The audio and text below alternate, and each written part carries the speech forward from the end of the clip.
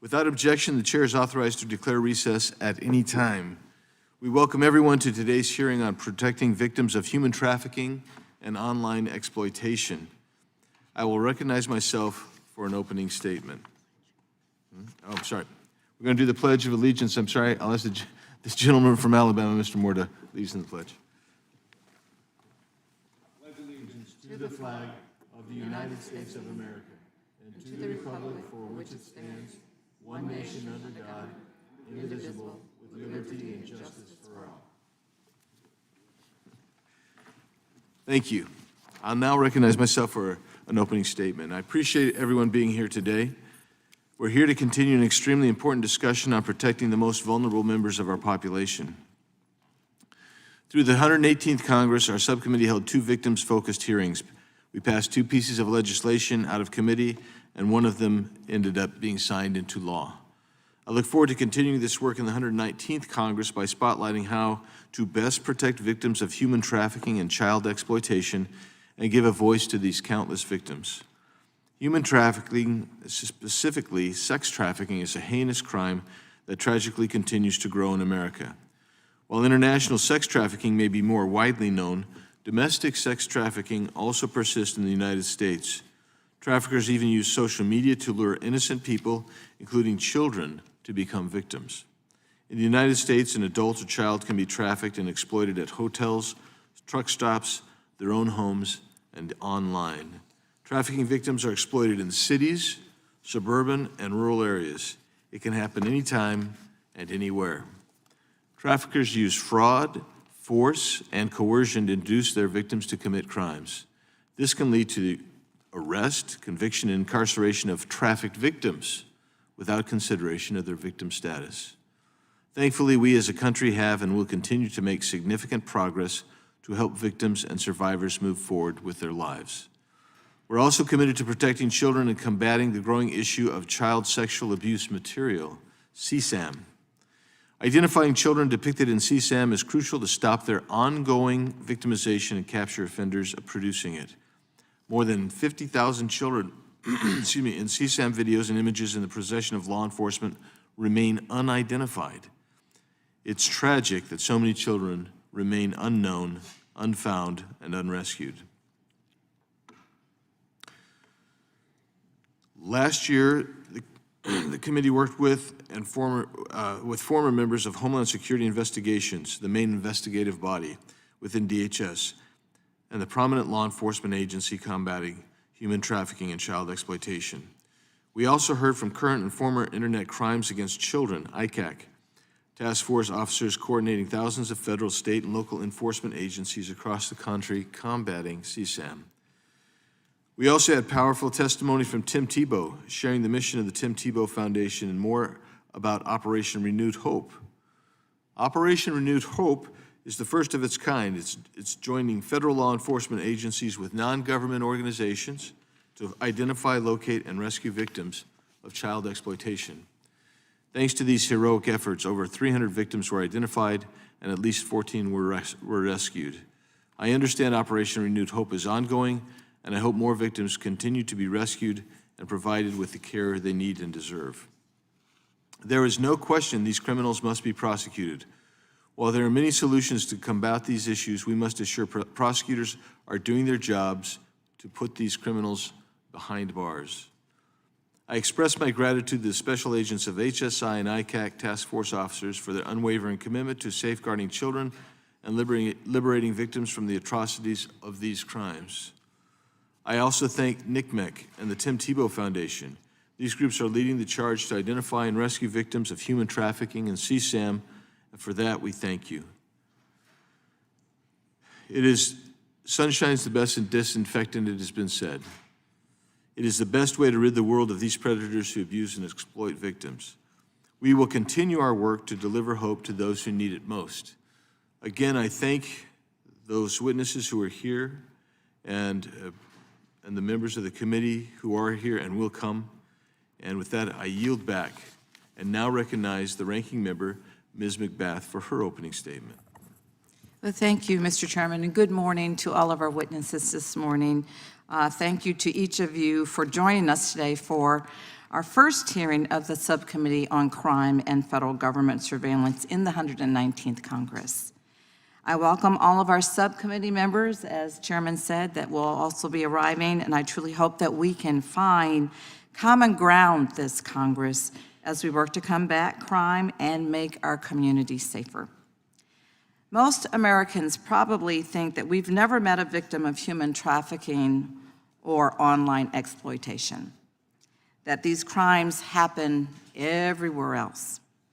But the unfortunate reality is that more than 36 million reports of online child sexual exploitation were made in 2023, while reports of online enticement increased more than 300% in just 2 years. And human trafficking, a multi-billion-dollar industry that includes both sex trafficking and labor trafficking, has been reported in all 50 states. Before I became a member of Congress, believe it or not, I was a flight attendant. And I was trained to spot the signs of trafficking on board the airline, the planes. We were taught that if we saw someone in distress, we would reach out and help that person find safety if we could. This training continues today through the Department of Homeland Security's Blue Campaign, which educates people in key industries and the public to help identify victims of trafficking. But what happens after that victim is discovered, whether by a flight attendant, a doctor, a hotel manager, a friend, or a member of the community, what happens after that? Almost 25 years ago, Congress recognized that to combat human trafficking effectively, a system was needed that could help victims escape, get the support that they needed, and if they were willing, aid law enforcement in prosecuting their trafficker. With the help of trafficking advocates, Congress's solution was the Trafficking Victims Protection Act, a bipartisan bill that invested in prevention, protection of victims, and prosecutions. But today, the entire system is in jeopardy. The current administration's chaotic and reckless approach to governing has put lives on the line by freezing funding and stopping the very critical work done by organizations that help victims and help survivors. These disruptions have already forced nonprofits to lay off employees. And while some organizations have had their funding restored, they still worry about how this administration might continue to undermine their work. If the president continues down this path and funding is cut for good, it will be trafficking victims and survivors who pay the price. Without shelters, where will these victims and survivors go? Without lawyers or social workers, who will advocate for them to make sure that they get the services that they need? Without assurances of safety, how will victims work with law enforcement in pursuing charges that might prevent a trafficker from reaching new victims? If this administration lets the system fail, victims will have nowhere to turn.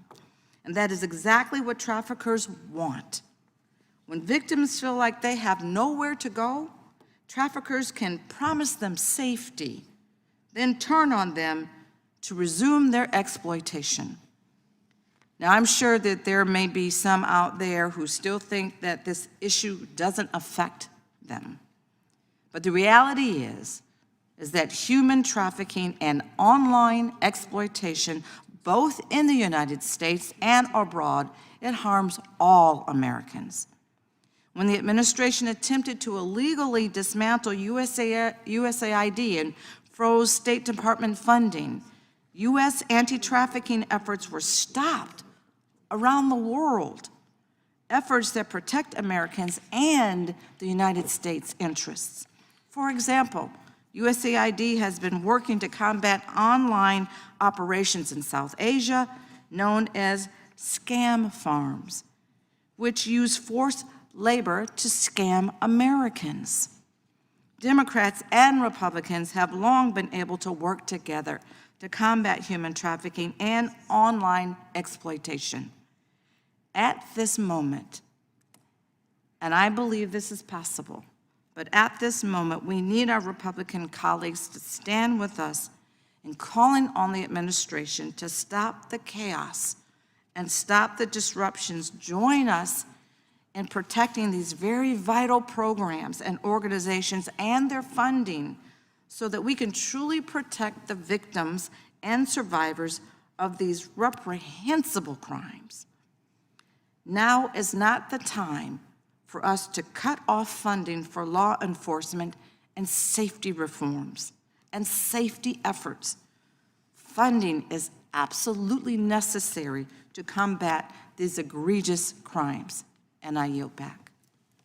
Without objection, all other opening statements will be included in the record. And I'm going to now introduce today's witnesses, and I appreciate you coming today. Starting with Ms. Jean Bruggeman. Ms. Bruggeman is the Executive Director of Freedom Network USA, a collection of advocates and survivors that advocate for and provide services to trafficking survivors. She previously served as a human trafficking fellow in the DOJ Office for Victims of Crime.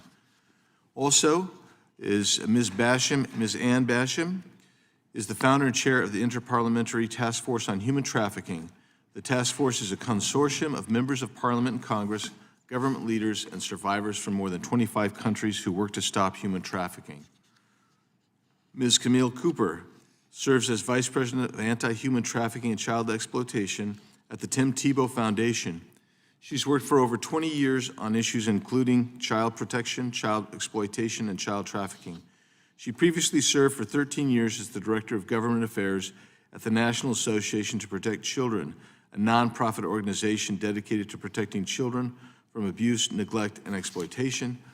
And Ms. Sheri Lopez is a survivor of human trafficking and founder of Pearl at the Mailbox, a nonprofit organization that works to end child exploitation through prevention, education, and awareness. Her nonprofit is named for the woman who noticed that she was being trafficked and helped Sheri get free from her traffickers. We welcome our witnesses and thank them for appearing today, and we'll begin by swearing you in. Would you each please rise and raise your right hand?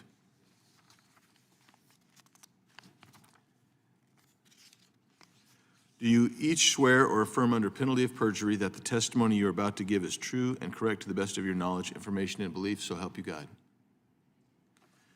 The record will reflect that the witnesses have answered in the affirmative. Thank you. Please be seated. Please know that your written testimony will be entered into the record in its entirety. Accordingly, we ask that you summarize your testimony in 5 minutes. Ms. Basham, we'll go to you first. Thank you so much, Chairman Biggs, Ranking Member McBath, and members of the committee. Thank you for the opportunity to testify today. My name is Ann Basham, as he mentioned, and while there are many important relevant bills here in Congress right now, I am going to be focusing primarily on two, and that is the Trafficking Survivor Relief Act and the Gracie Act. Human trafficking is perhaps the worst human rights violation in the world, and yet instead of receiving protection and justice, many trafficking victims are arrested and convicted of crimes they were forced to commit. Survivors of human trafficking too often have their voices silenced by unjust felony convictions for crimes they committed as a direct result, I should restate, of their trafficking offenses. Traffickers often force their victims to commit crimes, and the resulting criminal records prevent survivors from obtaining housing, employment, and other essential elements for life. Currently, most states have legal mechanisms that allow survivors of trafficking to seek vacatur or expungement of their criminal records that are tied to their exploitation. However, there is no equivalent legal framework at the federal level. The Trafficking Survivor Relief Act, or TSRA as I'm going to refer to it, is sponsored by Representative Fry, Liu, and Wagner, and it actually passed through the House Judiciary Committee last year. It seeks to address this gap by providing a pathway for survivors to vacate convictions and expunge arrest records for certain crimes that were a direct result of their trafficking. Additionally, the bill allows for the Office on Violence Against Women to allocate funding for civil legal services and establishes, and this is very important, an affirmative defense for victims so that they can avoid unjust criminalization at the outset. In an appendix to my written testimony, which I would really encourage you to read, I have included survivor impact statements, including the story of Holly Nadell, who built an incredible career and was acknowledged as a trafficking survivor by the court. But she recently lost everything due to a wrongful felony conviction. What is most alarming is that for most of these adults who are convicted in their late teens or early 20s, this experience began actually when they were children. Research shows that the average age at which children are targeted for both sex and labor trafficking is just 11 to 14 years old. And more than 60% of child trafficking victims are current or former foster youth. The Gracie Act, which is Generate Recordings of All CPS Interviews Everywhere, was just introduced last week by Senator Blackburn and Senator Ossoff. And it incentivizes states to mandate audio or video recordings for all Child Protective Services or CPS interviews. It also provides necessary transparency and accountability to those who are on the front lines of protecting children. So I'm actually going to share with you the story that inspired the Gracie Act. Abby, as I'm going to refer to her, was a young girl. She was caught in a nightmare that too many children face. Her parents were divorced, and during a visit to her father's house, a quarrel escalated into physical violence, and this was a young child in elementary school. Abby's father grabbed her neck, the incident was reported to a counselor, and the case was referred to CPS. The caseworker actually interviewed Abby at her mother's home because school happened to be closed that day for snow. That's very typical. The mother listened to the story from the next room and recorded the interview. The mother told the investigator, or Abby told the investigator the same story she had told the counselor. However, the case was curiously dismissed. Months after the case closed, it was discovered that the official report distorted Abby's testimony, downplaying the assault as a mere grab to the arm, not the neck, an act which could have qualified as a felony under state law. Abby's voice was silenced. In the United States, 37.4% of children, that's more than 1/3 of all children, will be interviewed by CPS by the time they're 18. And without recordings, these children's testimonies can be easily misrepresented. So I actually have here a copy of the congressional record. I know that you all know what this looked like, but for everyone else, this is just one day on the House floor. This is everything that was spoken. But what if you as members of Congress went to the House floor and you gave an important testimony and it was never recorded? What if there was only one witness in the hearing room, not a stenographer, but just an observer who recorded a personal analysis of your testimony? Would you take this personal analysis as an accurate record of your testimony? Do you want the most important statements of your life to be at the mercy of a stranger with a pen? So the lack of transparency and accountability within child welfare systems is appalling. Police are required to wear body cameras in most states, and the Department of Justice has mandated interrogation recordings since Eric Holder. But child victims are not afforded the same protections. So thank you so much. With that, I urge each of you to co-sponsor both of these bills, as well as the National Human Trafficking Database Act, the Crime Victims Fund Stabilization Act, the SHIELD Act, the Renewed Hope Act, and the Take It Down Act. Thank you so much, and I look forward to your questions. Thank you, Ms. Basham. Chair now recognizes Ms. Bruggeman for your 5-minute statement.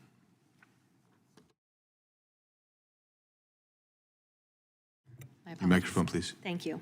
Chairman Biggs, Ranking Member McBath, members of the committee and staff, and my fellow witnesses, thank you for the opportunity to discuss human trafficking in the United States. I'm Jean Bruggeman, Executive Director of Freedom Network USA, and an attorney with 25 years of experience addressing human trafficking. Freedom Network USA is the nation's largest coalition of anti-trafficking programs and a training and technical assistance expert. Our 98 members are NGOs and individuals. They are survivors, attorneys, researchers, teachers, doctors, and social service providers who work with over 6,000 trafficking survivors here in the United States every year. I've provided detailed recommendations in my written statement and will summarize those briefly now. Human trafficking is the result of policy choices. Industries like agriculture and domestic work, once dependent on enslaved labor, were left out of U.S. labor protections and are now rife with labor trafficking. Our immigration laws were established to exclude Asians and Africans. The criminalization of sex work was rooted in opposition to mixed-race couples. Enacting policies that protect all workers, value immigrants, and decriminalize sex work robs traffickers of their power. Young people are vulnerable to trafficking due to their developing brains and legal and physical dependence. If you add in poverty, insecure immigration status, sexual or physical abuse, or rejection by family or community, traffickers will swoop in. Providing care and support to all young people, including education on consent and healthy relationships, protects them from a range of abuse and creates safe places to seek help. The internet, social media, and cryptocurrencies are being used by traffickers, but also by survivors and providers. While we need safer online spaces, restricting access to information and shutting down sites with adult content only drives traffickers into hidden spaces out of the reach of legal authorities. Age and identity restrictions collect data that hackers steal. And far too many policies are used to block access to critical information and safety for queer communities. We need to pursue policies that protect everyone, not just a few. Both labor and sex trafficking survivors are left with criminal records as a result of their victimization. Our Survivor Reentry Project is currently supporting 137 survivors who have a total of 1,716 criminal charges. We're connecting them with pro bono attorneys in the 47 states that have criminal record relief, but for those with federal charges, there are no options.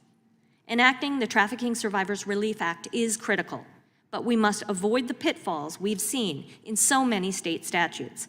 It must include a broad range of criminal charges, reduced requirements, and meet the needs of real survivors. Over 25 years, the TVPA has remained impressively bipartisan. Funding for services has steadily grown, but let's be honest, still not that much. FY24 appropriations for the DOJ and HHS programs combined were only about $120 million. But they provide survivors with safe housing, medical and mental health care, legal services, and education. These programs not only meet the very real needs of survivors, but they also send a critical message. We see you. You did not deserve this abuse, and we will protect you. But last month's OMB memo threatened to end all funding in less than 48 hours. The HHS grants were on hold for weeks. Programs funded by the State Department and USAID, both in the US and abroad, have been canceled. Some programs have already enacted furloughs, halted hiring, or stopped accepting clients. If funding is not reliable, programs will close. Survivors will have to choose between staying with traffickers and homelessness, between abuse and hunger. Funding cuts enable traffickers to abuse and exploit US citizens and foreign nationals alike. Traffickers target the vulnerabilities of their victims. To combat them, we can't use a one-size-fits-all approach. We must meet the specific needs of each person. The executive orders on gender, DEI, and immigrants threaten this critical work. Guidance from the federal government to ignore gender identity and sexual orientation tells queer communities that they are not welcome in these programs. Eliminating services for undocumented immigrants leaves them dependent on the traffickers who control their visas and their debts back home. These orders are a blank check to traffickers and will lead to increased violence and abuse. Most anti-trafficking programs are embedded in community-based organizations like refugee resettlement agencies, runaway and homeless youth shelters, and queer community centers. They are a part of the fabric of our social safety net, and strengthening that net holds the key to not only supporting survivors, but preventing human trafficking in America. Thank you. Chair now recognizes Ms. Lopez for 5 minutes. Good morning, Chairman Biggs, Ranking Member Macbeth, and members of the committee. I am honored to testify before you today on protecting victims of human trafficking and online exploitation. My name is Sheri Lopez, and I am a human trafficking survivor and founder of the nonprofit Pearl at the Mailbox, named in honor of a brave woman who rescued me from 7 years of trafficking at a mailbox. I share with you today's survivor's point of view. I grew up in a stable, two-parent home. I had just turned 15 and was trying to find my place in the world. I was an insecure and shy teen, which made me vulnerable to manipulation. I share this to shatter the preconceived notion that most children trafficked come from broken homes, are troubled, or are runaways. I was none of these. The reality is that any child can be groomed and trafficked. I met a boy in the drama club in high school, and he quickly introduced me to his father. Throughout 3 months, he groomed me and became my first trafficker. This began my 7 years of being sex trafficked. From the age of 15 to 18, I lived at home, and my parents had no idea what was happening to me, and I could not find the words to tell them that I was repeatedly being raped. This continued on the weekend and over the summer while I was in high school.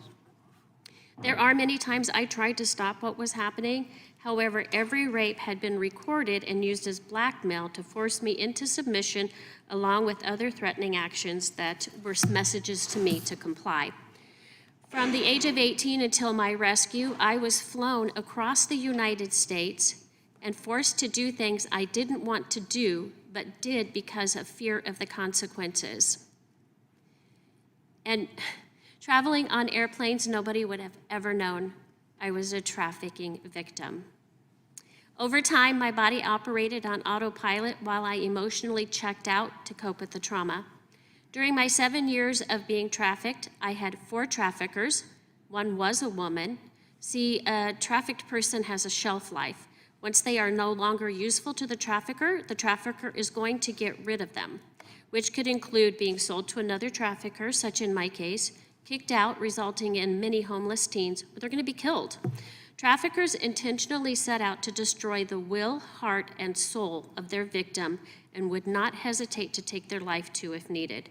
When a victim gives up on life and their will to live is destroyed, the brain goes into self-preservation mode to keep the heart beating, even if the victim would rather die to end the abuse. Survival is in our DNA. Traffickers know this and use fear to gain and maintain control of their victim, beat down the will to live, and use the victim however it best fits the agenda of the trafficker.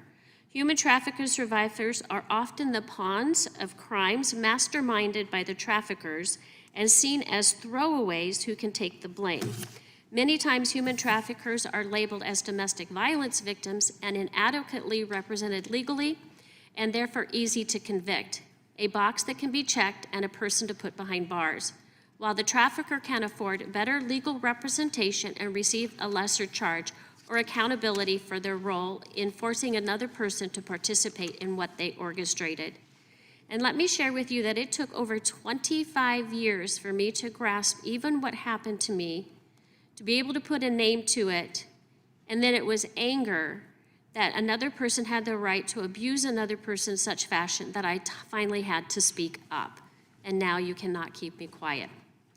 I found my place in legislation. Last year, with the help of Representative Gress, I was able to get the Arizona vacator law updated and signed by the governor, which gives human trafficking survivors charged with prostitution or minor criminal offenses the ability to meet with a judge and potentially get those charges set aside.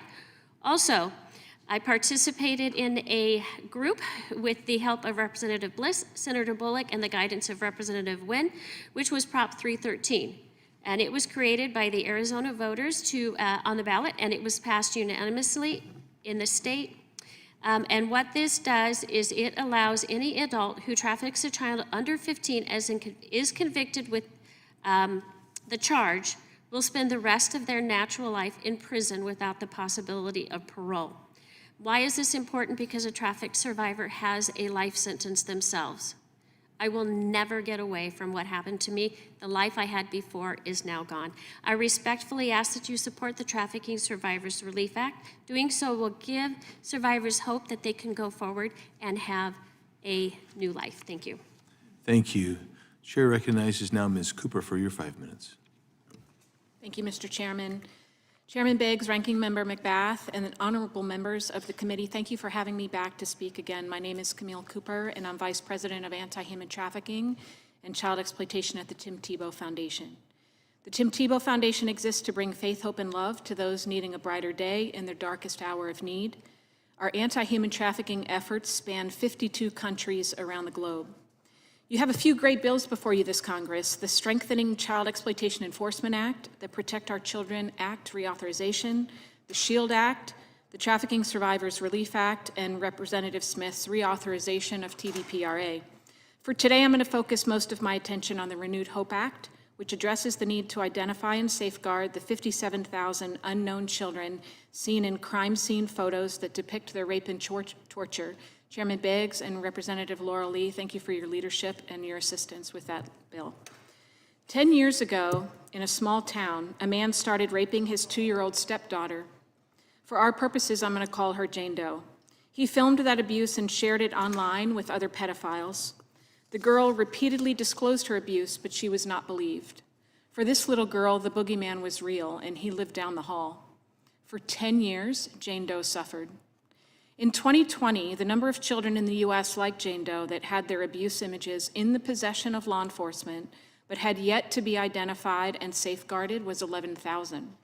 In 2022, the anecdotal information put that number at 20,000. In just 2 years, it had almost doubled. When I got to TTF, we put the protection of those children as our #1 priority, and we got to work. With the help of Timmy, John Rouse, Jim Cole, and the entire team at TTF, we hatched a plan. Bring all the experts in the world together with the goal of determining how many unknown victims were in the global image database at Interpol and operationalize a plan to find them. The result of that meeting led Homeland Security investigations to create the first ever victim identification task force in the United States and dubbed it Operation Renewed Hope. In the summer of 2023 and the winter of 2024, this task force tentatively identified over 730 children, including Jane Doe. To date, 289 of those children have been confirmed safeguarded. Almost half were American children. Operation Renewed Hope 3 is currently underway as we speak. Based on current data of actively traded series identified at the National Center for Missing and Exploited Children, we know that family members are the largest category of offender in actively traded series, and of those, fathers produce more child sexual abuse images than any other type of offender category. According to law enforcement, children can be heard in these videos screaming for daddy to stop. In a study of unidentified victims of the Interpol database, they found that 84% of the images were of actual child sexual abuse, 47% contained extreme abuse, including rape, bondage, torture, defecation, and even bestiality. 4.3% of the images were infants. Due to the nature of online distribution, international collaboration with Interpol is essential in identifying and safeguarding American children. By way of example, the offender in Arizona rapes his child, films it, shares it with offenders in Spain or Germany.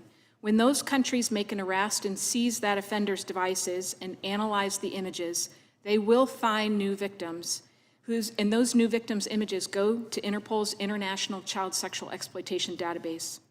Since its inception, 14,000 children, or almost half of the identified images in the ICSA database, have been American children, and this is why collaboration is so critical. If half of the unidentified children in Interpol's database are likely American victims, that means that a team of 7 at HSI's Cybercrime Center are tasked with finding tens of thousands of American victims. And that's why the Renewed Hope Act is critical. It will increase that full-time workforce from 7 to 200. Despite the success of Operation Renewed Hope, we cannot leave these remaining 56,000 children to languish. They need intervention, and they need it quickly. When Jane Doe was protected, this is what she said. When the police arrived at my house, I felt happy. I felt that something good will happen for me. God, I was thrilled. I wanted to smile because I knew something good will happen. It was magic. Today, the fate of 56,000 children is in your hands. Thank you for allowing me to speak. Thank you, Ms. Cooper, and thank all of our witnesses for their opening statements. Mr. Raskin, are you ready to go? So Mr. Raskin will recognize you for your opening statement. Thank you very kindly for your indulgence, Mr. Chairman, and greetings to our witnesses. Thank you for your testimony, which I know is harrowing and difficult in some cases, and I thank you for your public service. Trafficking is modern-day slavery, and it reflects a time of cruelty and barbarity when everything is for sale, not just public office and government, but human beings, people, women, children, laborers. And we know that labor trafficking, sex trafficking, child sex abuse material are all flourishing online. Alas, the social media companies have been pushed to remove all guardrails against objectionable content on their platforms, which is called censorship. The result has not been a free speech utopia, but a dystopian nightmare. Social media has become a cesspool of scams targeting the elderly, cyberbullying aimed at children and linked to escalating suicide rates, misinformation exploiting the victims of disasters, natural and unnatural, racist and anti-Semitic hatred and vilification, and foreign disinformation and propaganda undermining democratic elections and social trust. And all of this has been a boon for the sex traffickers, while reduced content moderation has also led to an explosion of child sex abuse material online. So we want to prevent the government from becoming a barren hellscape like the social media platforms have become. We cannot allow them to dismantle the government programs and federal funding that actually protect children and teens and aid the victims of human trafficking. We rely on law enforcement and personnel from Homeland Security, the FBI, the Internet Crimes Against Children Taskforce program, which is a national network of 61 different task forces to target the people that are preying on children and women. Just last week, we learned that the Department of Homeland Security has ordered its entire investigative division, 6,000 agents, to stop focusing on drug dealers, terrorists, and human traffickers, and instead prioritize, you guessed it, immigration enforcement. So the child pornographers, the drug networks, and the human traffickers must be uncorking their champagne bottles about the diversion of all the other law enforcement resources to work on the mass roundup and deportation of immigrants. So we've got an entire ecosystem of groups working to help here. The National Center for Missing and Exploited Children, which receives 81% of its funding from the federal government, it does an essential job without federal funding and not-for-profits, and there are people determined to dismantle the federal funding. NCMEC and those that support victims by providing housing, emergency shelter, food, clothing, and so on, may have a much more difficult time being able to find the victims and survivors, the people who are willing to cooperate with investigations and prosecutions. My bottom line is I want to thank you for everything that you all are doing, and I hope that we will invest carefully in the public programs and the funded not-for-profit programs that are actually working to confront this nightmare in our time. I yield back to you, Mr. Chairman. Gentleman yields back. I now recognize myself for my 5 minutes. Ms. Bruggeman, you're the Executive Director of Freedom Network, and so I assume you're familiar with your organization's finances and budget. That's correct.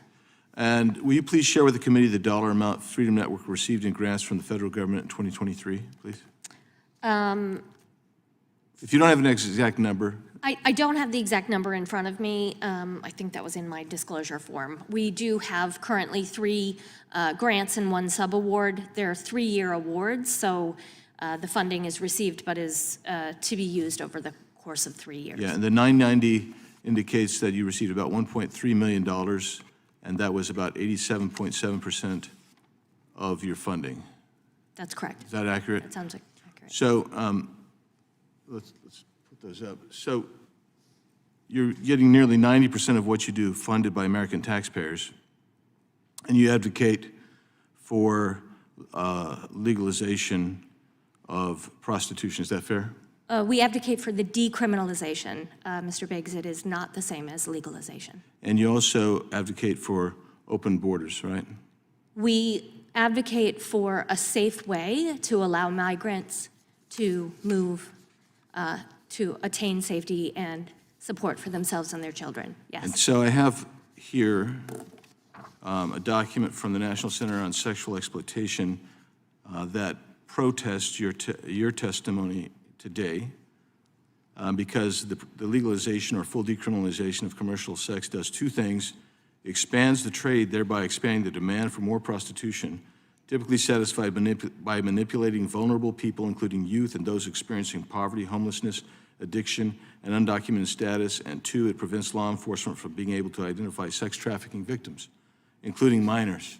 And so without objection, I introduce this letter and the packet from the National Center on Sexual Exploitation. I would argue that There's no question for you right now, Ms. Bruggeman. I'll go now to you, Ms. Lopez. The vacatur statute in Arizona that you worked on with Representative Gress in Arizona, that was to protect victims of trafficking who sometimes get caught up with committing crimes themselves. And so I wanted you to explain that and how you got that through. Thank you for the question, Chairman Biggs. Yes, I like to find laws that are completely outdated and useless when it comes to protecting survivors. And the vacatur law was one of those in Arizona. It had an effective date of crimes prior to like 1987, something. So I presented it to Representative Gress, and I said, we need to update this because the issue that we have currently are survivors that were charged with prostitution because somehow automatically at the age of 18, somehow you're consenting to what's happening to you when you're really being trafficked. So you're charged with prostitution or some other petty crime, which is not uncommon for those that are hungry and the trafficker is controlling their aspects of eating or drinking, so they steal food to eat. And being able to update this law, which was supported unanimously through the House and the Senate on both sides, and now it allows survivors who have these charges to be able to fill out a form and request to meet with the judge and hopefully get those set aside so that way they can apply for background checks. Of course, Then they get a clear record and they can live a normal life after that. well, to a certain yes. extent. Yeah, with the vacatur law, it's not expungement, so they still show up on a fingerprint clearance card. Right. Absolutely. Somehow catch up. Yes, but they can go on. It gives them hope. Somebody who maybe wants to be a teacher can now apply to be a teacher. Somebody who wants to be a nurse, such in my case, I became a nurse and I was able to do that. Thank you for that, and I know that there's additional work to be done on Arizona's law as well, so we'll be talking about that. I want to go to you, Ms. Basham, for a moment. So human trafficking, child trafficking, that happens cross-border as well. Correct. So when you have misplaced 330,000 plus children, which the previous administration did through its ORR programs, those children, some being placed in sponsors who were running strip clubs, dozens going to the same address, same person without vetting, that makes them more vulnerable to human and sex trafficking. Absolutely, yes. My time has expired. Appreciate that. And I'm going to recognize now the ranking member, Ms. McBath, for 5 minutes. Thank you, Mr. Chair. In a memorandum dated January 27th, 2025, the Office of Management and Budget's acting director instructed the heads of all executive departments and agencies to effectuate a temporary pause on federal grants, loans, and other financial assistance. That's the OMB memo. Slated to begin the next day, January 28, 2025 at 5 p.m., the funding pause apply to 1, the issuance of new awards, 2, the disbursement of federal funds under all open awards, and 3, any other relevant agency actions that may be implicated by Trump's executive orders.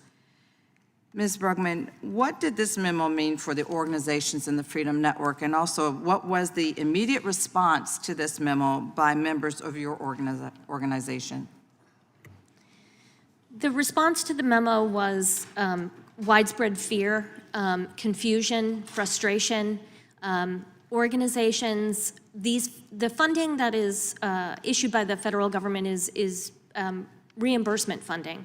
So by cutting off the funding with such little notice, not only were people not able to determine whether they'd be able to continue serving folks going forward, but also weren't sure they were going to be paid the money that they were already due from the federal government. So immediately people within our network had to lay off staff and stopped accepting new clients, denying services and support to the very victims that we've been talking about this morning. And that includes legal services, housing, case management, assistance through the legal process to clear their criminal records. All of these services were immediately in great peril. Thank you. How did your executive director of the Freedom Network anticipate this memo would affect victims and survivors of human trafficking? Well, what we know is that when programs are not available, victims are stuck with nowhere to go. They stay with their traffickers. They're not able to access safe housing, alternative jobs, food, shelter, medical and mental health services, substance abuse services, all of the critical services that they need in order to leave the trafficking situation, heal, and then if they're pursue justice, either through a civil case or in working with law enforcement. Without those services and support, they remain in the traffickers' orbit and continue to be abused and exploited. Let me ask, does your organization encourage prostitution or open borders? And please explain your position and why. Yeah, thank you so much for that question. We do not promote any form of work. What we promote are human rights. All workers deserve human rights. No one should be criminalized for the work that they do, either because they have no other choice or because it's the work that they choose. There is a full spectrum of reasons why people do any type of work. Not everyone is as privileged as myself to choose to do legal work in a safe office. For those who are left with choices that are less safe, we have to improve their safety. That is the approach we take to all other sectors of the workforce, and we should take that same approach with sex work as well. Improve the safety. The Bipartisan Trafficking Victims Protection Act was first signed into law by President Clinton in 2000 and has since been reauthorized a number of times. Can you please explain how and why the Trafficking Victims Protection Act was first developed? Absolutely. At the time in the 90s, there were a host of cases of forced labor and sex trafficking that involved a lot of extreme psychological coercion. The laws we had on the books at the time did not recognize these types of forced fraud and coercion. At the same time, there were no programs for the survivors. And so they were trapped within the trafficking situation. Many trafficking victims are living with their traffickers.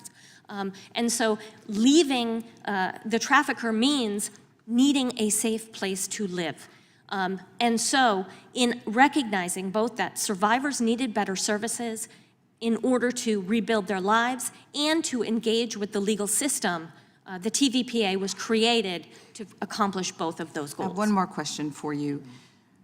Where do any gaps in services to victims and providers exist, if there are any, and how could legislation effectively address those gaps?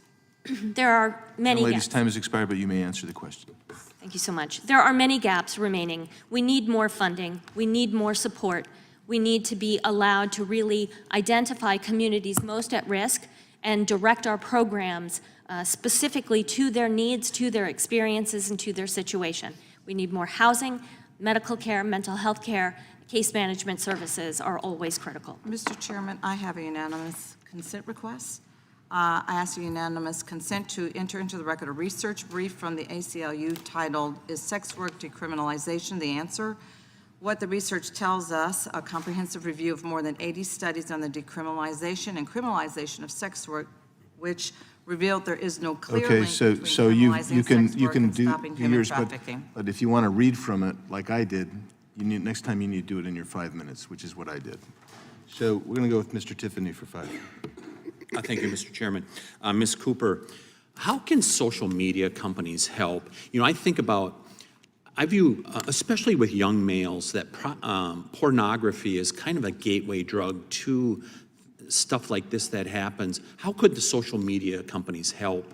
And have you identified ways that they could be to stem the tide of this proliferation? Yeah, absolutely. Thank you for that question. It's a great question.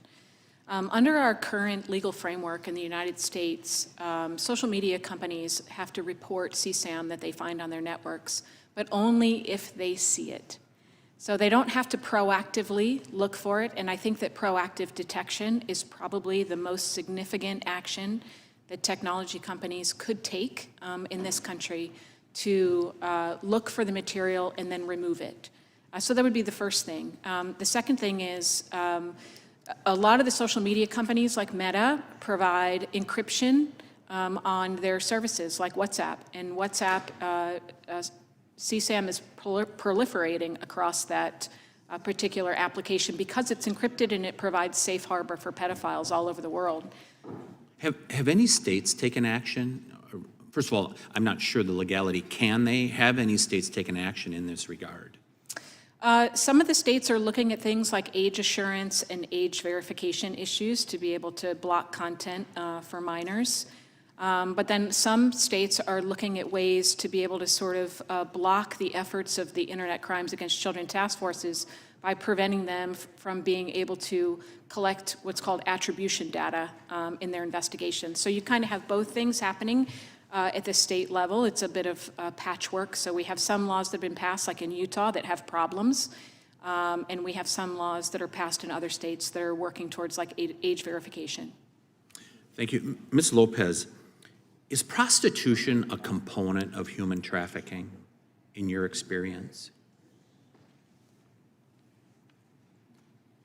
Well, it is a result of being trafficked. It's not a choice by the victim. But it's a component of human trafficking. It oftentimes. is, absolutely, Is that right? because somebody is paying for a service. Yeah. Is it helpful to your cause to encourage prostitution? No, It is not helpful. to encourage prostitution. Yes. That does not help No. to limit human trafficking. Is that right?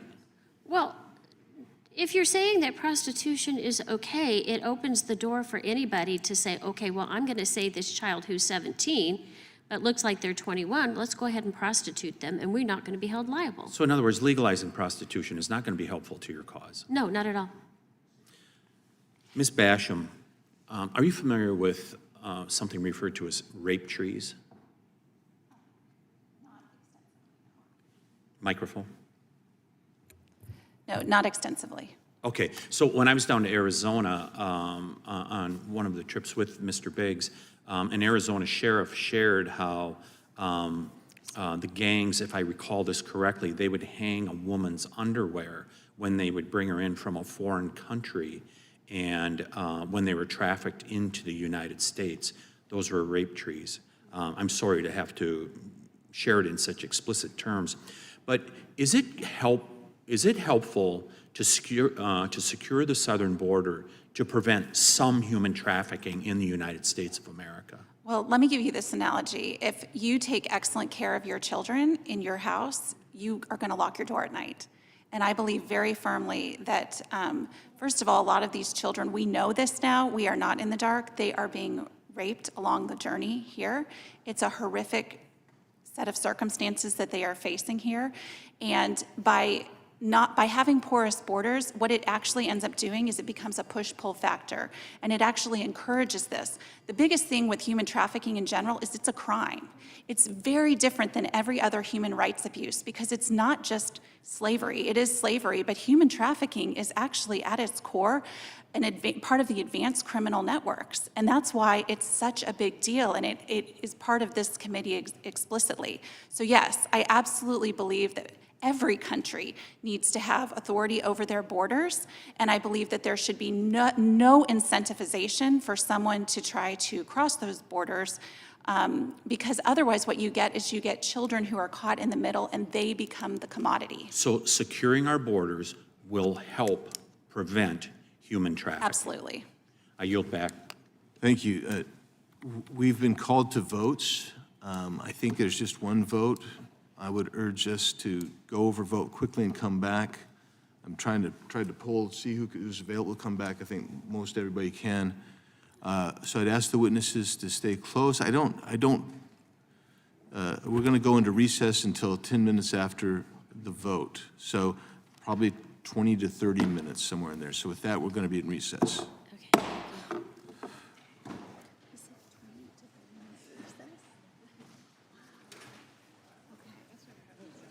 I've never had that. I've never had that happen.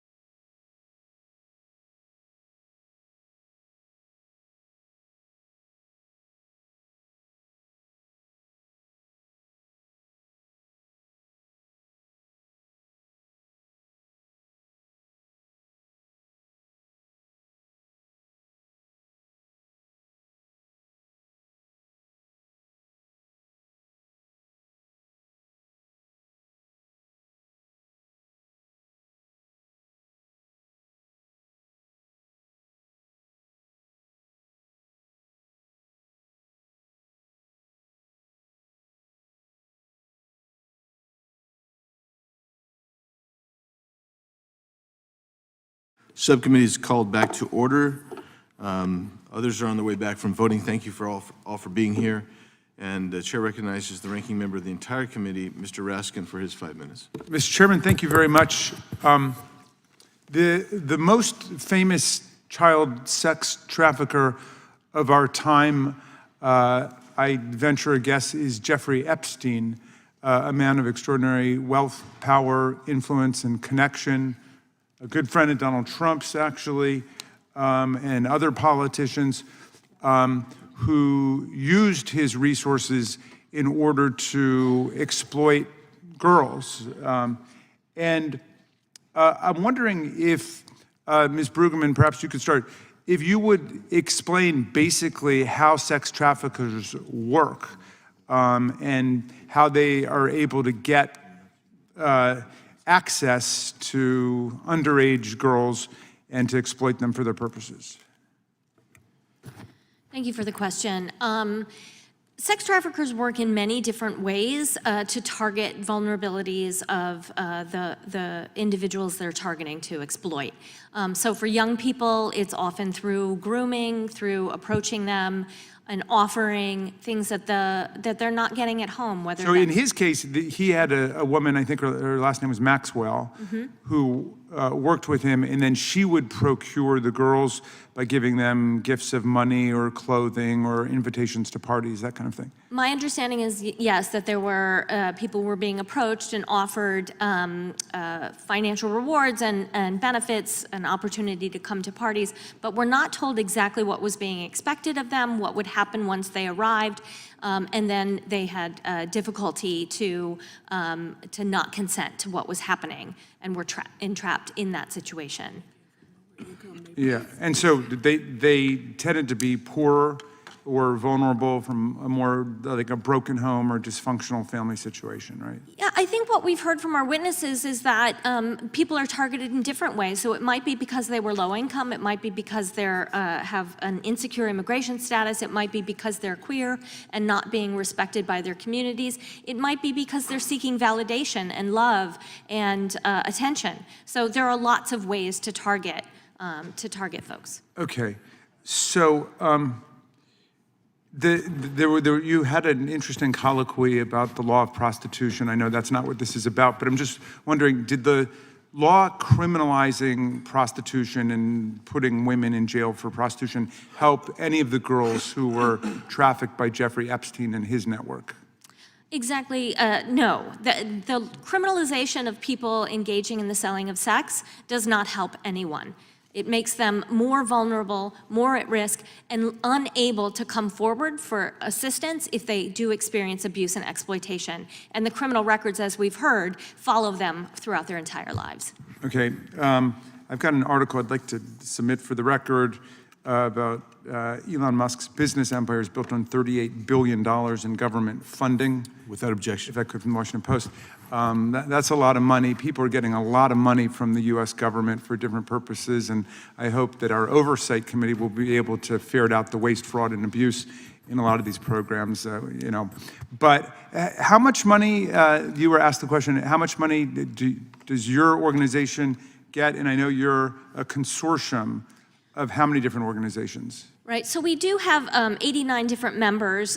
We also have staff ourselves, so we receive direct federal funds in order to run a program to help survivors clear their criminal records. We provide training and technical assistance to housing providers, and we're also working on other training and technical assistance programs. And then our members have different funding that they get directly. And so how much money did you get in government grants and funds? So we get the amount, as Mr. Biggs pointed out, I think it was around 2 million in that one grant billion? year. Million. Oh, 2 million, Oh, no, okay. yes. Because I was talking about Musk with 38 billion, and you said Nice. 2 million for all of the consortium of... Over a period of 3 Okay, years. so perhaps I come to you, Ms. Lopez. What would the effect be of actually demolishing government funds, grants to all of these organizations? There are some people who just want to shut it all down, and what would that mean?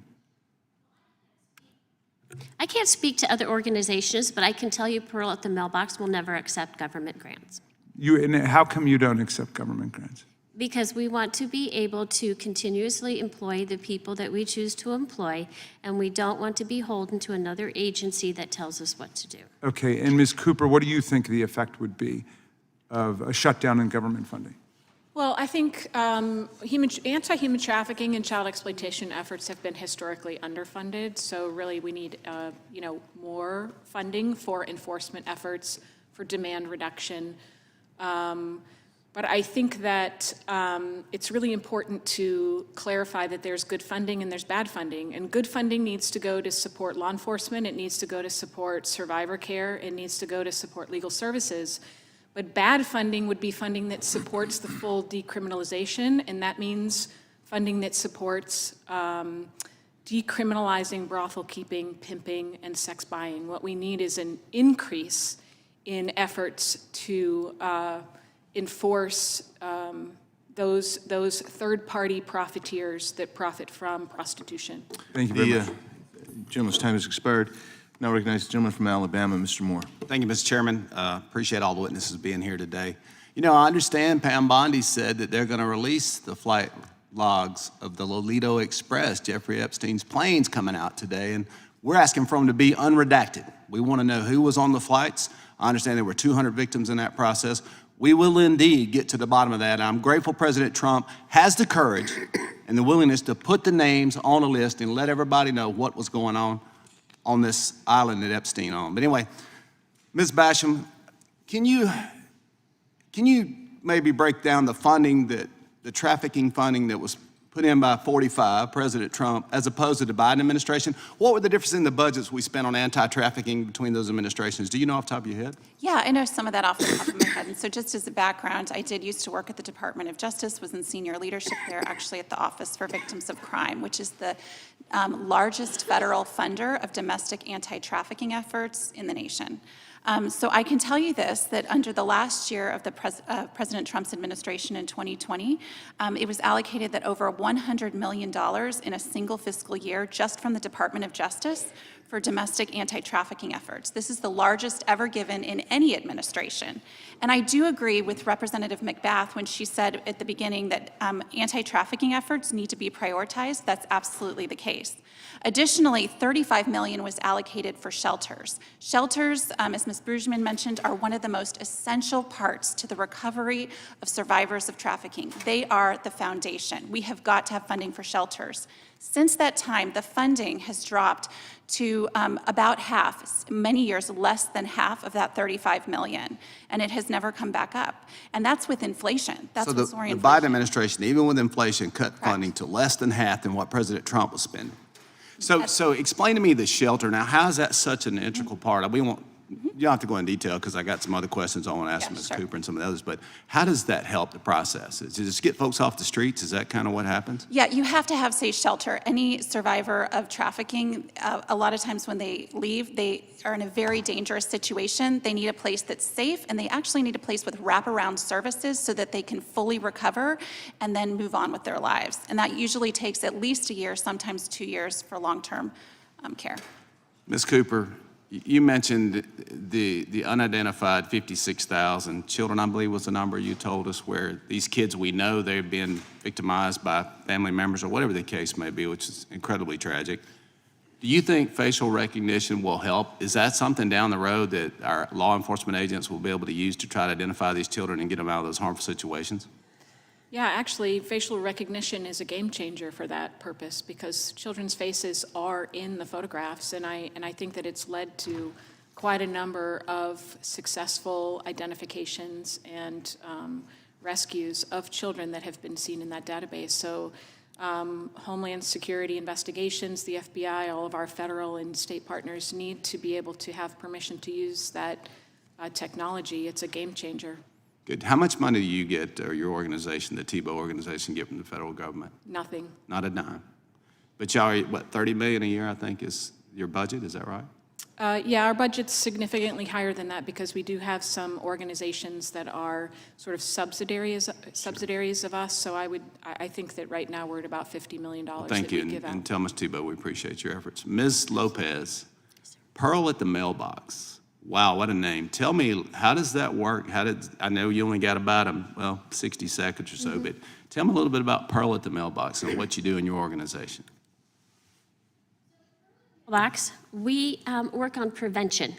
There's many organizations that work on the post-rescue, but there's not a lot of people working on the prevention side. If we can teach people to spot it and stop the grooming process, we have a better chance of protecting children from going into trafficking. How do parents and grandparents, what is one of the signs that you think that we maybe as parents and grandparents might miss? What is something that, I know you need to be involved in your children's lives, and we certainly are, but tell me, is there a certain thing that you recommend, maybe a 2 to 3 bullet points, hey, here's what parents and grandparents need to be looking for? You know, in my case, I would always say, and other survivors, it's the behavior that changes before ever words are ever used to say what's going on. If a child is behaving differently, wanting to spend more time away from home, maybe have new friends, just things to look at. And we've lost our ability to listen to our intuition, and we kind of forget that, okay, maybe we need to pay attention because something's not right in our home. But I say that the schools is the missing link. We don't have enough prevention education in our schools. Thank you, and I'll yield back, Mr. Chairman. Thank you. Thank you. Gentleman yields back. And now I want to include into the record without objection an acknowledgement of the good work of Mr. Goldman when he was prosecuting and breaking up an international sex trafficking conspiracy, apparently. So that was good work, and I want to highlight that for you, Mr. Goldman. With that, yield 5 minutes to you. I thank you very much for that, Mr. Chairman.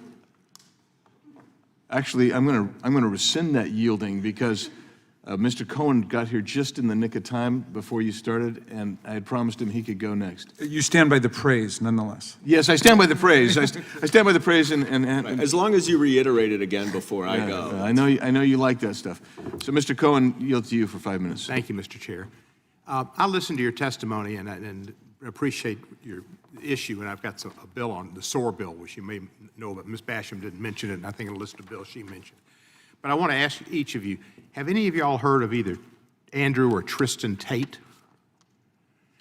Ms.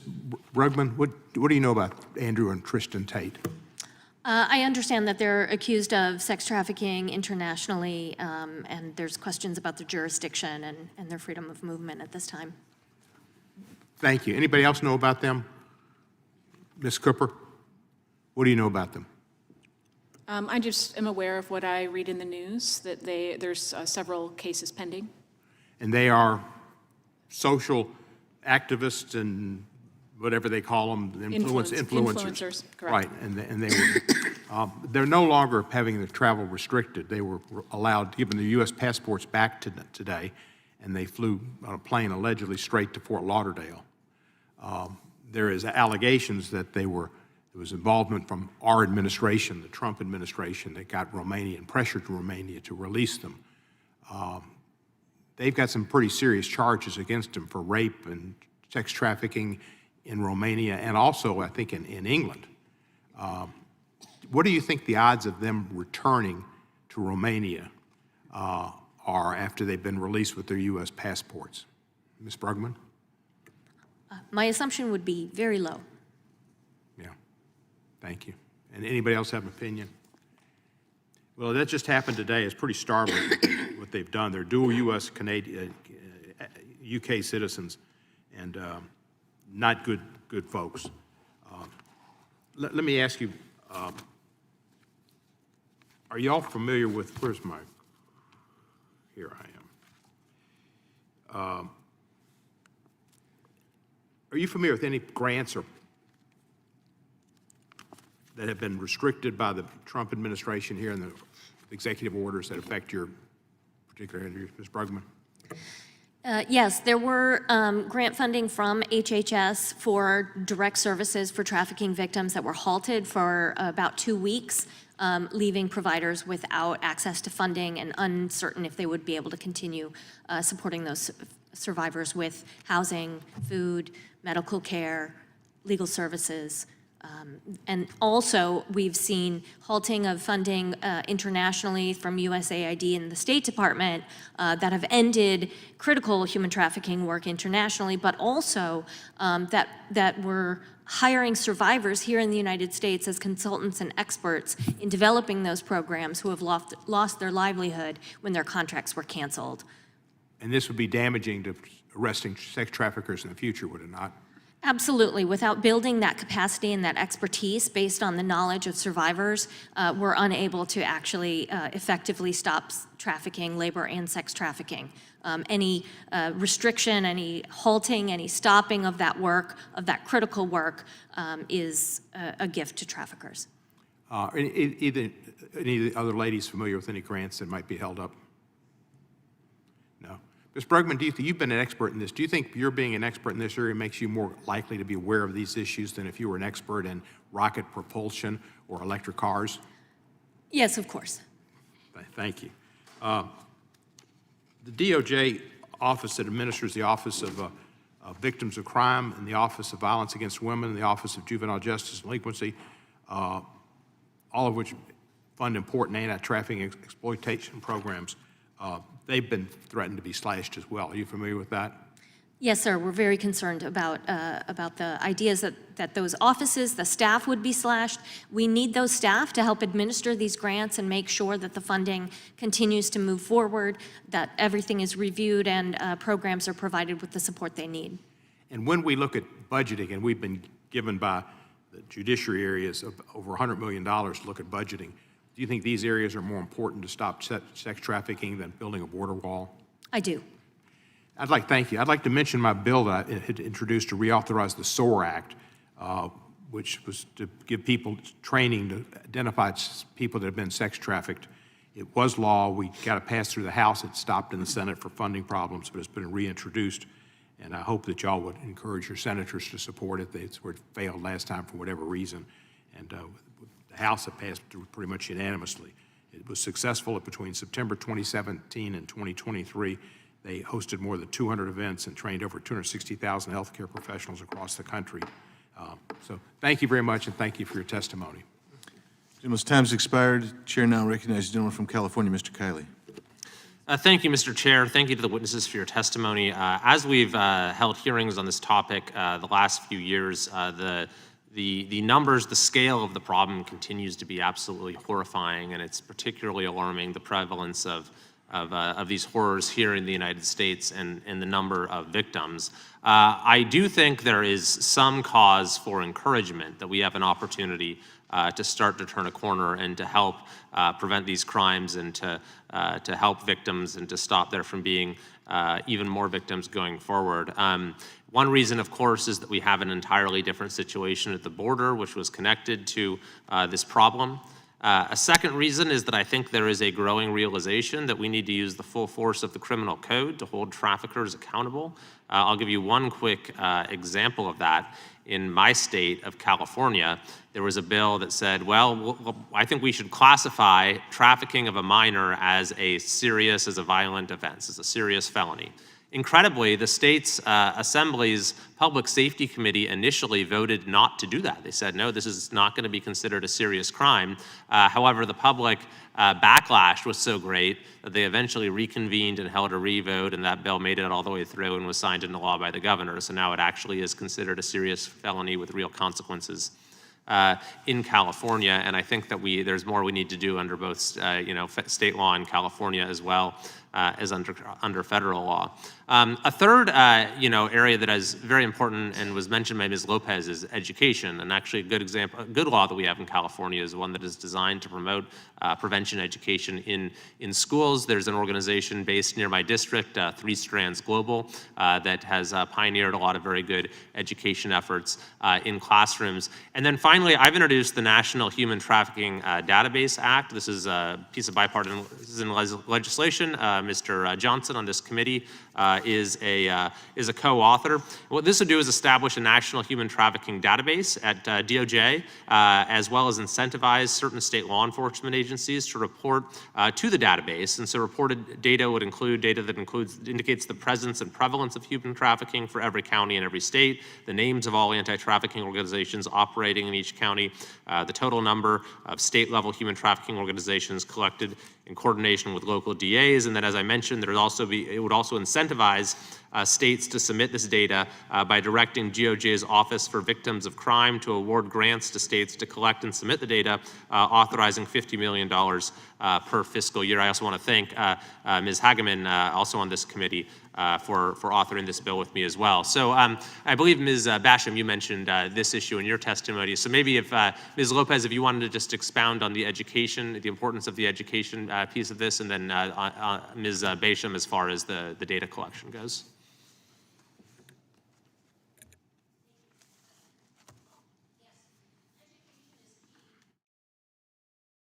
Education's key, and that seems to be what's lacking.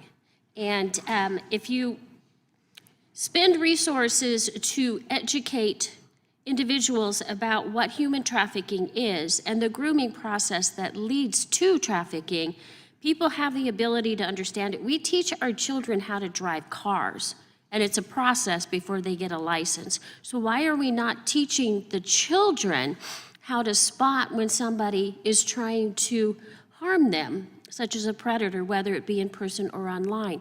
That is lacking throughout all of our country, and specifically in Arizona, we can't get these programs in our schools. So we need to focus on education for prevention purposes.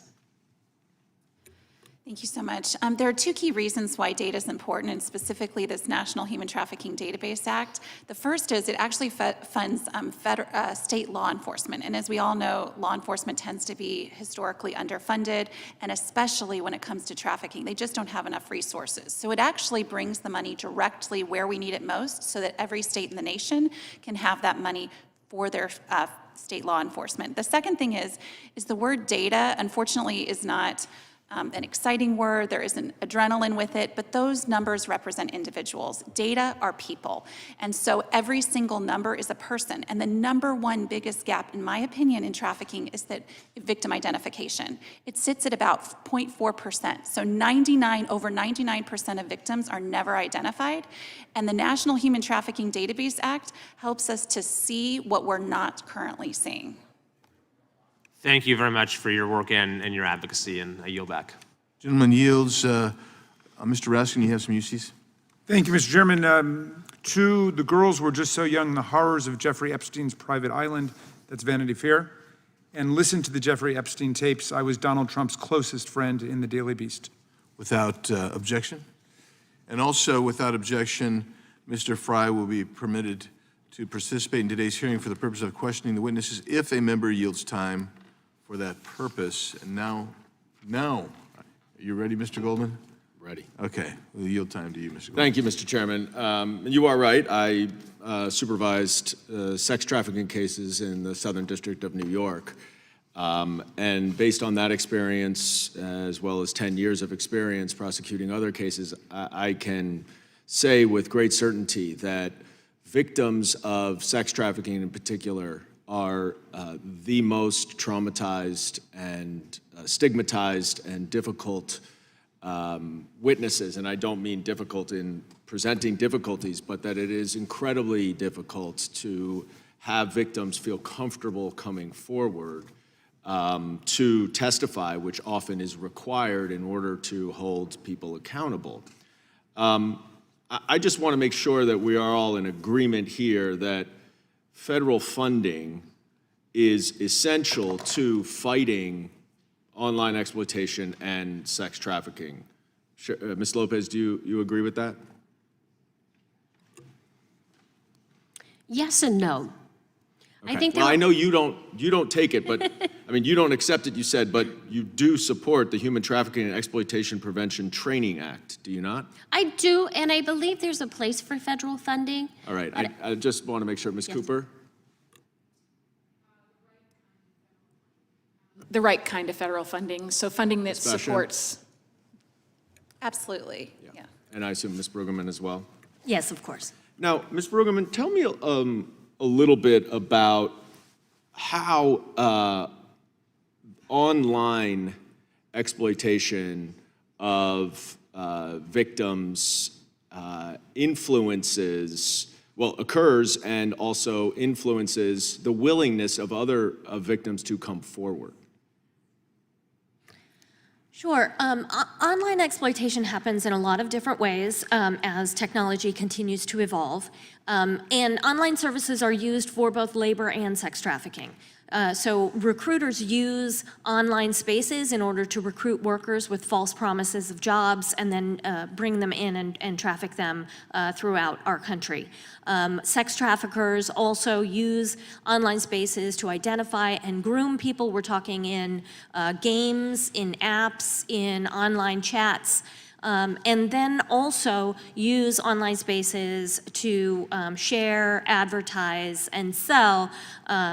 Right, it's a very common method for sex traffickers to prey on victims, right? Absolutely. As our society has moved online, so have the criminals. Right, and so if there were a social media king, for example, who has expressed support for sex trafficking, would that be a concern of sex trafficking victims in your experience? I would think absolutely yes. Well, I just want to put up a photo here. This is Elon Musk in 2014 with Ghislaine Maxwell. Mr. Raskin had mentioned Ghislaine Maxwell was the right-hand person for Jeffrey Epstein's sex trafficking operation of minors.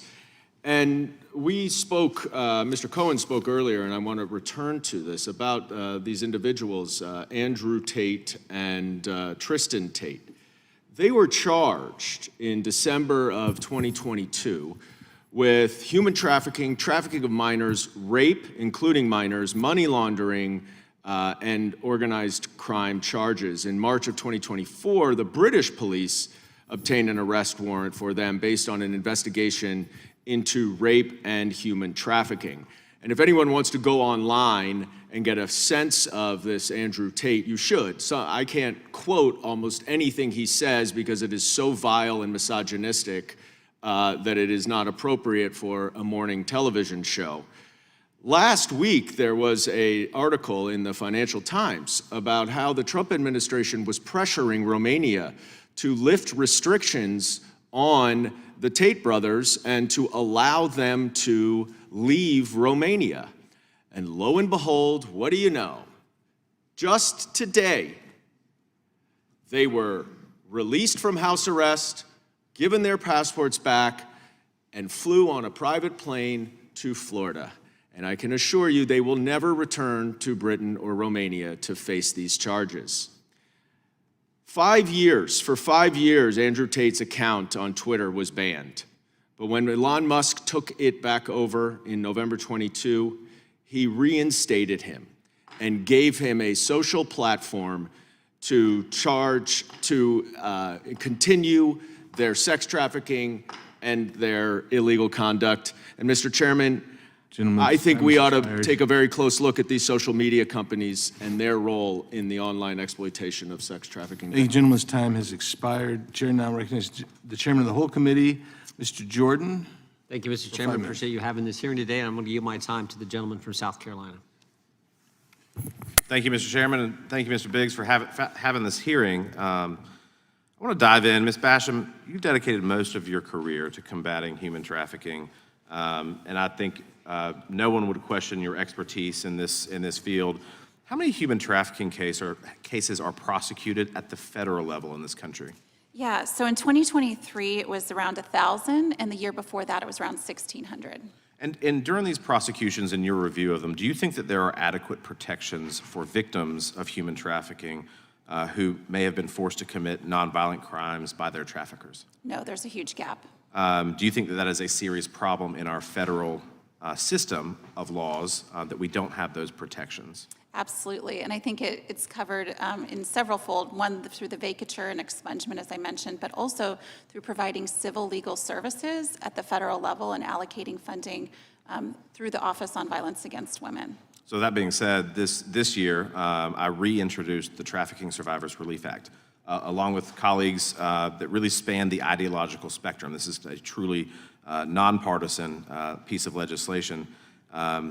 Is there, with that particular legislation, would that close some of the loopholes in our legal system and provide adequate protections for victims? Absolutely. And one of the other ones I want to mention is the right for affirmative defense from the outset. So that is one of the biggest reasons, one of the biggest questions is why would someone, be deemed both a victim of trafficking by the court and then at the same time want their crimes vacated? Well, the reason is that oftentimes they don't have the right to have that affirmative defense. And that affirmative defense is what makes it crystal clear to the judge and to the court from the beginning. It lets them really look at the case and say, is this a victim of trafficking? Instead, what happens is the crime is being prosecuted. So DOJ or whoever puts prosecutors who are, used to prosecuting white-collar crime. Like, they're not used to prosecuting necessarily trafficking cases. So they're focused on the crime, usually money laundering, bank fraud, those sort of things. And so when the focus is on that, then through the process, the victim actually, the survivor bubbles up, the real story bubbles up. And at that point, they're looking at two different things. And so that's what's really a huge problem. And so the affirmative defense is so critical, and that's what it really establishes from the outset. Correct. That's part of it. And to be clear, I think most of our states, close to 50, have this at the state level. Absolutely. I think it was 40, it might be 49 now. I think one state just crossed that finish line. And that is the biggest precedent that we have for this, because there are more trafficking convictions that actually fall at the state level. And we've seen that for over 10 years. So we've seen that actually states that implement this, they are not overrun with cases. And additional to that, they've actually strengthened, as Sheri mentioned, a lot of states like Arizona, they have actually strengthened their laws over the years. Right, and this is obviously, so this legislation, nonpartisan, obviously, 49 states have it, approaching 50. So when you look at, obviously it's pro-victim because it provides that affirmative defense, but it's also pro-prosecution, right? This is why prosecutors and sheriff associations, and they love it too, because, and why is that? Why do you think that they would want something of this magnitude? It makes their job easier. Correct, because they're able at that point to go after the real culprits, right? The real individuals who are behind the trafficking victim and go after these rings. Absolutely. Thank you so much for your time, Mr. Chairman. With that, I yield back. Mr. Chairman. Thank you. I was just going to say, if Mr., I'm only going to probably take 3 minutes if you want 2 more of mine, Mr. Fry. You sure? Okay. Yeah, I just have a couple of UCs real quick, okay?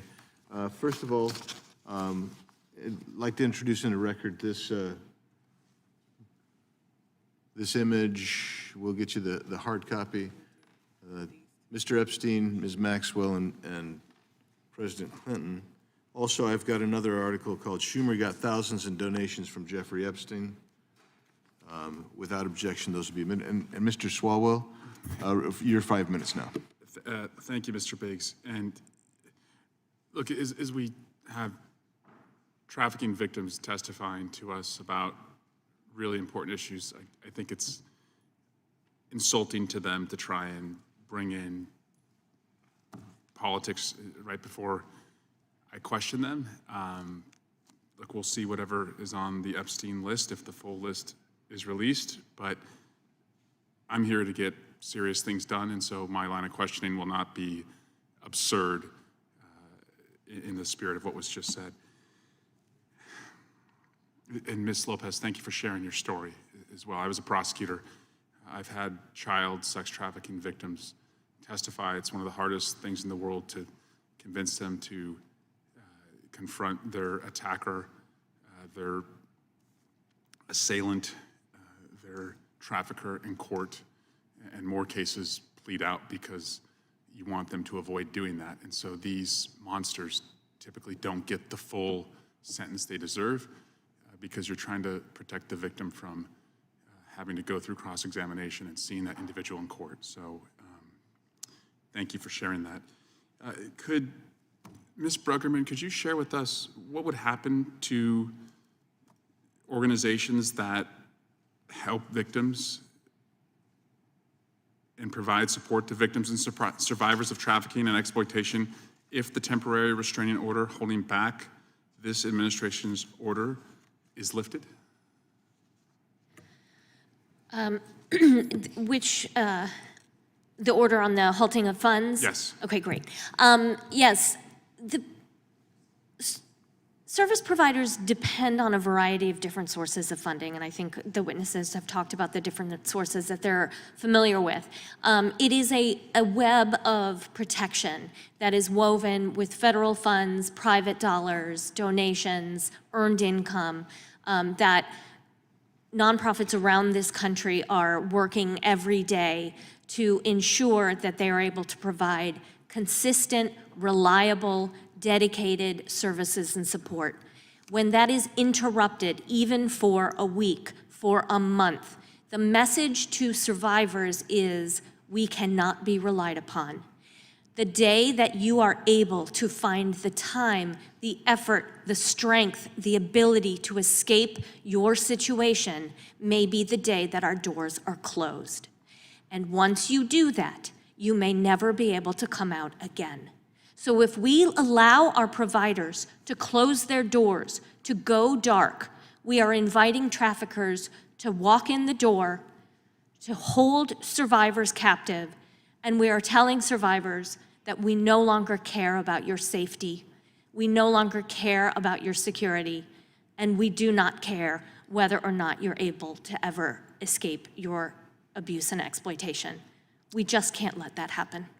Thank you, Ms. Bruggeman. And I imagine all of you know this, especially Ms. Lopez, but in my experience as a prosecutor, I was trained in law school and through the training that the district attorney's office provided to prove cases beyond a reasonable doubt. Of course, you want to have compassionate people, doing the job of criminal prosecution, but I could never have done my job unless I had outside organizations who were working with the victim in all of the life issues outside the legal issues that needed to be addressed. When they are pulled away from the trafficker and they need to reestablish their lives, get their confidence back, get their health back, receive the mental health services that they certainly need, to get a career if they have children. A prosecutor can't do that.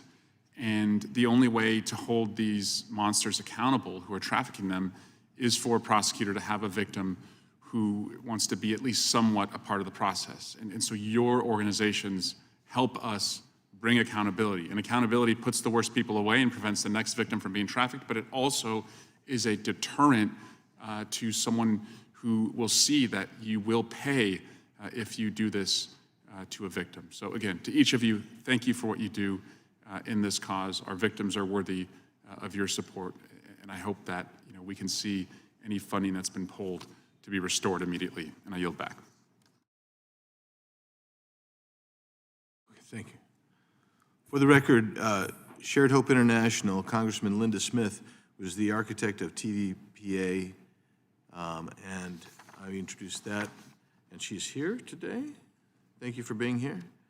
And the fact sheet on combating demand and harmful impact of decriminalization of anti-trafficking also entered into the record without objection. The chair now recognizes the gentlelady from Florida, Ms. Lee, for 5 minutes. Thank you, Mr. Chairman, and thank you to our witnesses for being here today. I, too, am a former prosecutor and served as the lead prosecutor on the Child Exploitation Taskforce while I was at the U.S. Attorney's Office in Tampa. So I have seen firsthand both the horrible crimes that are perpetrated against our country's most vulnerable children, and also how vital the work by federal agents and others in investigating and prosecuting these cases truly is. As a member of Congress, I am committed to ensuring that we do everything that we can to stop the sexual exploitation and trafficking of children and to stop these predators. Ms. Cooper, it has indeed been a pleasure and an honor to work with you and the Tim Tebow Foundation on the Renewed Hope Act. You mentioned earlier in your testimony, this bill is designed to provide resources and training and also requiring the Child Exploitation Investigations Unit and HSI field offices to hire an additional 200 computer forensics specialists and criminal analysts because these units are a dedicated team of investigators who can play a crucial role in combating human trafficking. I appreciate the bipartisan support of many members of this committee and the chairman's leadership on this legislation. You touched on something earlier, though, that we need to revisit, and that is you said the words, the right kind of federal funding. So clearly, the Renewed Hope Act, to find these specialists and add to them to supplement the team doing this important work is indeed adding additional federal employees of a certain type and specialty who can help rescue these children and stop these predators. But I'm interested, Ms. Cooper, how much does the Tim Tebow Foundation receive in federal funding? We do not receive any federal funding at all. And how many victims has Operation Hope identified? Tentatively identified 730 and safeguarded and, rescued, I believe it's 289. So I think it is important for this committee hearing to note that your foundation is doing that kind of extraordinary work in partnership with federal agents, but not by surviving on federal funds. In fact, you have received no federal funds to do the important work that you were doing to stop child exploitation. Now, would you tell us if we had those additional 200 agents at HSI, what you believe we could accomplish? Yeah, absolutely. So over 25 days, they've tentatively identified 730 of the 57,000 children that are waiting and languishing in abusive situations and hoping that someone is going to, knock on that door. So imagine what we could do with 200 full-time investigators and victim identification specialists, because right now, Homeland Security is a global leader in this issue. They are the tip of the spear. They are the most well-trained, along with some of the analysts at Interpol and Europol. But we need to take that army of 7 that's sitting over there at the Cyber Crime Center, and we need to put it on blast, in the words of Senator Cornyn. And that's why we need 200 investigators and analysts to ramp up that effort and get to those 56,000 remaining children that are waiting. And you also mentioned in your testimony the proliferation of CSAM materials, just how rapidly that material is increasing and growing. And I'd like for you to touch on 2 things. One is why these federal investigators, why this is important that it sits at HSI, and also the urgency of us actually enacting this legislation, getting this done, and getting it signed into law. Yeah, absolutely. The reason why HSI plays sort of the most important role globally is because they have international jurisdiction. And the nature of child sexual abuse material is that it crosses both state and federal and international lines. And so the offender who is raping their child in Ohio is going to share that image with someone overseas in a country, and they may share it with someone in a country that does not have good diplomatic relations with our country. And that's why HSI's partnership with Interpol and Europol is so important, because not all countries want to share their data directly with the United States, and they need a neutral third party. So that's why Interpol's relationship in this ecosystem is absolutely vital in order to find those American children that are waiting to be rescued. Thank you. And Mr. Chairman, I yield back. Thank you, and I thank the gentlelady for her work on this bill and other bills and legislation in this area. Appreciate it very much. Appreciate all of our witnesses being here today, and we're not going to stop till we get this under control. So thank you for being here, and with that, we are adjourned. Thank you.